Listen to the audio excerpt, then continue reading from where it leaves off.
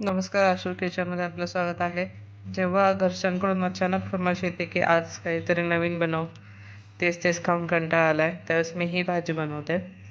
तर मी घेतलेलं आहे बेसन, त्याच्यामध्ये मीठ, तिखट, हळद, थोडंसं ओवा घालायचा आहे, धनेपूड, जिरेपूड हे सगळं मिक्स करून त्याच्यामध्ये पाणी घालून त्याचा एक उंडा बनवून घ्यायचा आहे आणि त्याला एक थोडंसं बेसन पीठ लावून त्याची एक चपाती करायची आहे.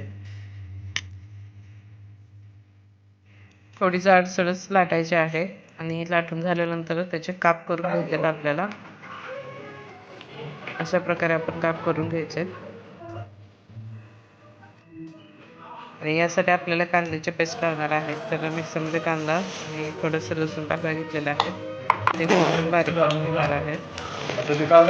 तेल गरम करून घ्यायचं, त्याच्यामध्ये थोडंसं लाल तिखट टाकायचं आणि जे आपण बारीक केलेला कांदा आहे तो टाकायचा. थोडंसं मिक्स झाल्यानंतर त्याच्यामध्ये आपण बाकीचे जे मसाले आहेत ते ॲड करू शकतो. याच्यामध्ये ॲड केले काळं तिखट आहे, सोलापुरी काळं तिखट आणि बाकीचे बेसिक मसाले.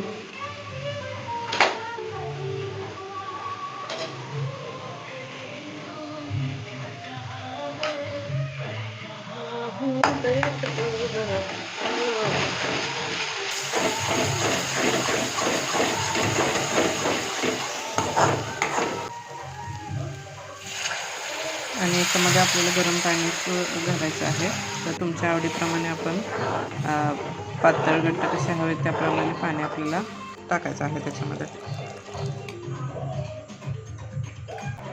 आणि एकदा उकळी आली की त्याच्यामध्ये आपण थोडंसं मीठ टाकून घ्यायचं आहे आणि बाकीचं जे आपण काप केलेलं आहे ते पण त्यात घालायचं आहे आणि मस्त एक 5 ते 5 मिनटापर्यंत आपण त्याला शिजू द्यायचं आहे.